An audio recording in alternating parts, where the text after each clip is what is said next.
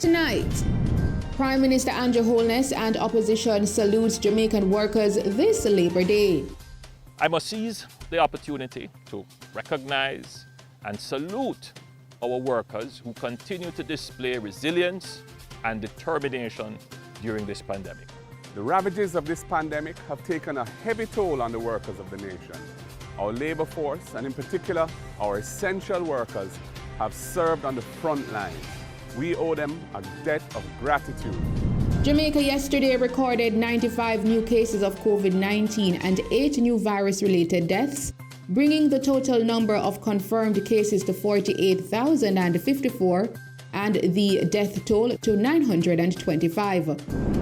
The government is investing US $8.5 million in a digitized integrated health information system. And Jamaica's Economic Program Oversight Committee EPOC Chairman Keith Duncan says that with the government of Jamaica's projection of 5.2% growth and other positive indicators for 2021-2022, EPOC is cautiously optimistic on the recovery of the Jamaican economy. As at end March 2021, the Government of Jamaica has met the available quantitative performance targets for the Government of Jamaica Economic Reform Program, met all targets for the quantitative targets, except with the exception of tax revenues, which were marginally behind budget.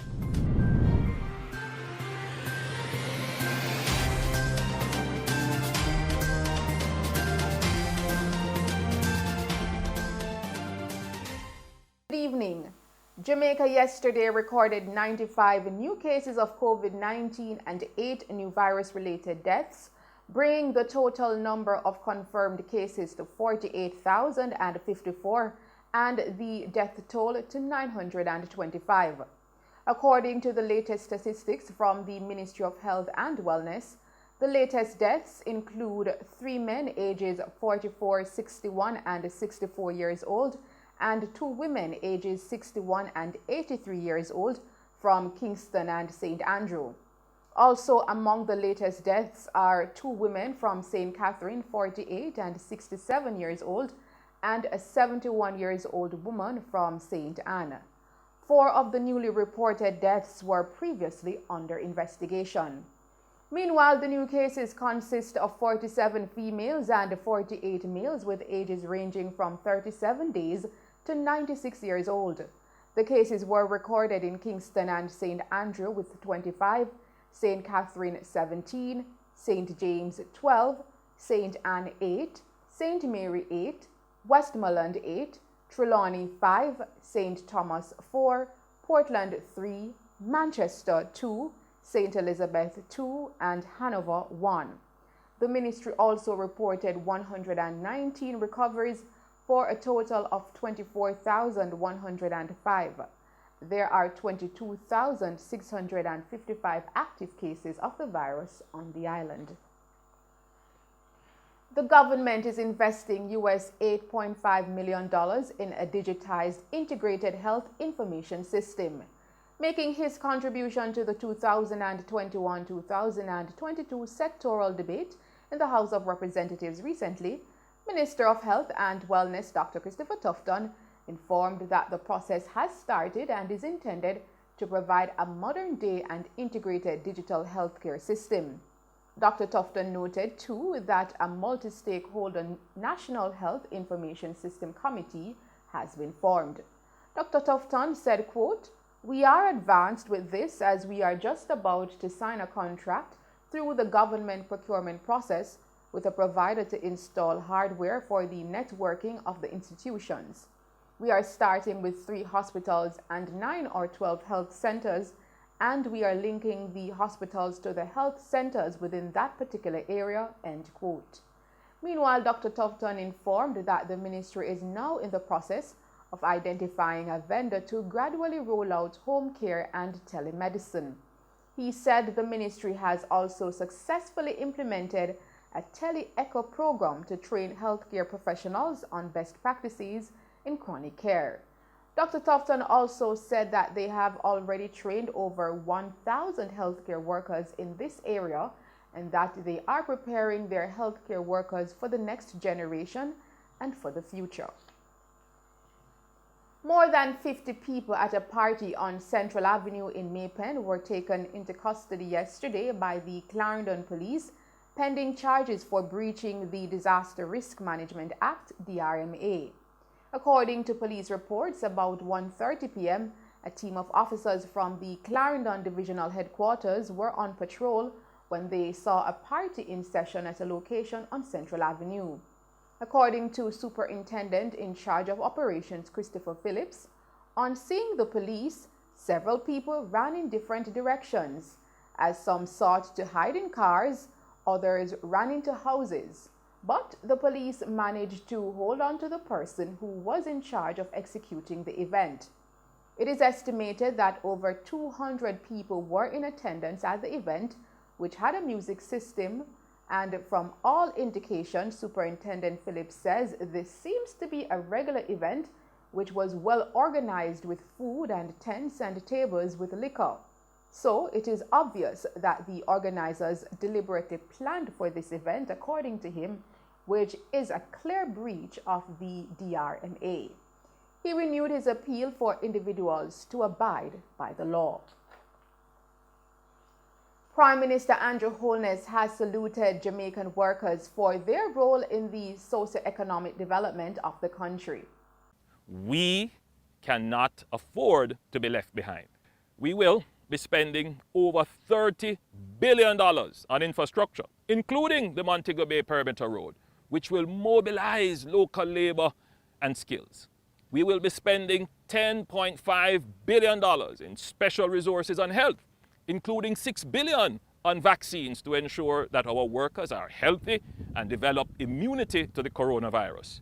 We will be spending $5 billion on support for micro, small, and medium-sized businesses to ensure that they can withstand the economic ravages of the pandemic and continue to create the jobs and income for those 74,000 persons and their families who may be without jobs and income. We will be spending $8.1 billion in additional care and social well-being support for the vulnerable and those unable to work and earn an income.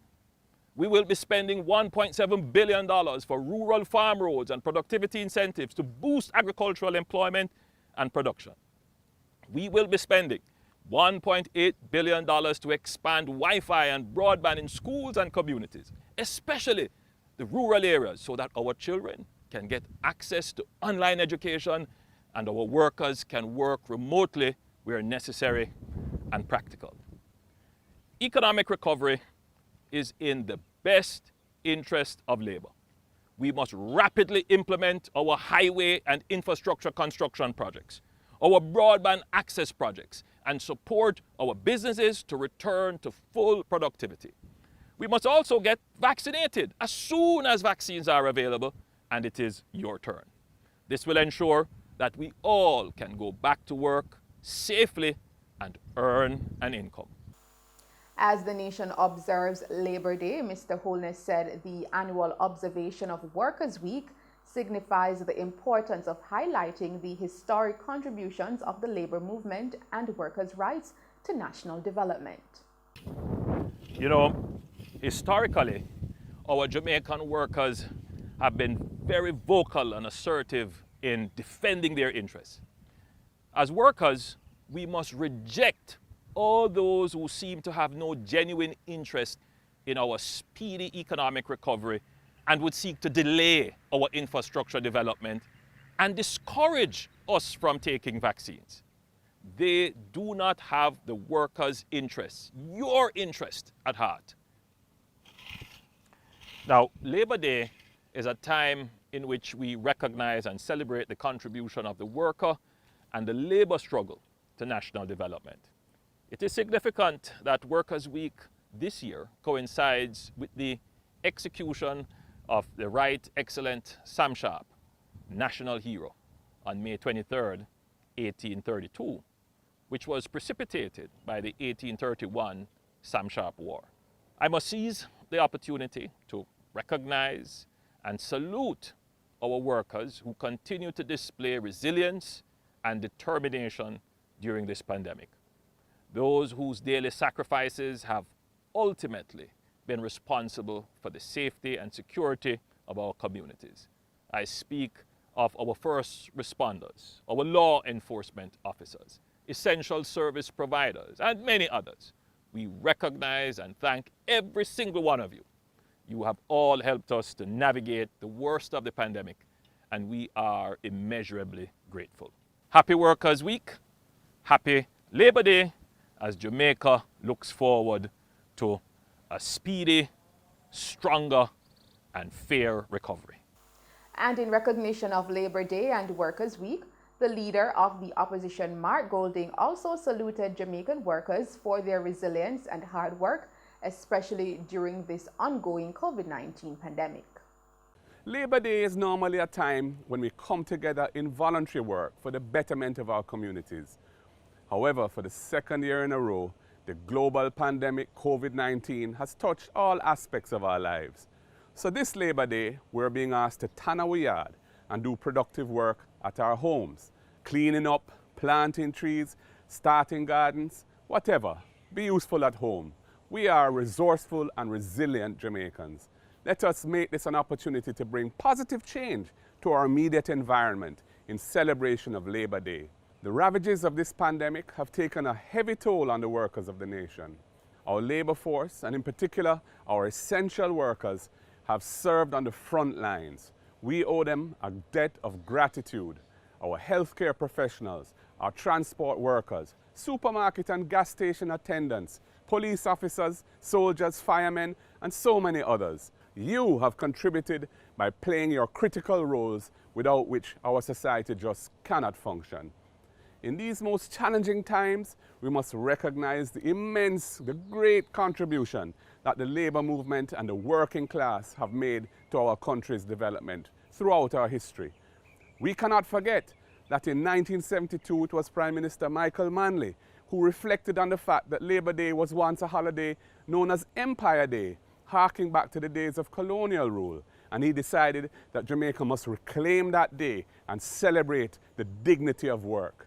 So today, as we labor at home and tan our yard, I extend heartfelt gratitude to the Jamaican workers. Let us celebrate you and recognize the essential dignity of all forms of honest labor. And the opposition spokesperson on Labor and Social Security, Senator Dr. Floyd Morris, also saluted the workers of Jamaica for their commitment, resilience, and patriotism. He shared, quote, "Jamaica's labor force is among the most outstanding, the most hardworking rather, in the world. I am proud to celebrate our labor force this Labor Day 2021. The citizens have kept the wheels of our country moving as we have all collectively had to face the challenges of the COVID-19 pandemic, economic hardship curtailed movement, and the digital divide," end quote. In other news, the 15-year-old boy who was implicated in the shooting death of a 6-year-old child on Dowling Street, Westmoreland on May 17 has been charged. He was charged with murder following an interview in the presence of his attorneys on Thursday, May 20, and is now scheduled to appear in the Westmoreland Family Court on Wednesday, May 26. The teen's charges stem from an incident about 2:30 p.m. on Monday, May 17. 6-year-old Jadane Miller was reportedly shot while he was in a yard with the teen and other children. The teenager initially fled the scene but turned himself in with his attorney on Tuesday, May 18.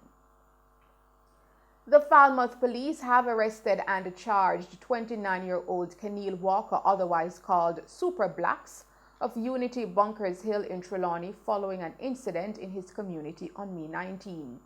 Walker has been charged with illegal possession of a firearm, assault at common law, and assault occasioning bodily harm. Allegations are that Walker saw the complainant walking along a pathway in the community and brandished a firearm. He reportedly asked the complainant what he was doing on his turf, after which he allegedly used the firearm to hit the complainant in the face. Following a report to the police, Walker was later arrested and charged. His court date is being finalized. And those are some of the stories making news. We will return with other stories as the Bank of Jamaica Governor Richard Biles says the country's net international reserves remain healthy. And also news that Epoch Chairman Keith Duncan cautiously optimistic on the recovery of Jamaica's economy. But first, let's take a break and then join Christopher Scott with sports.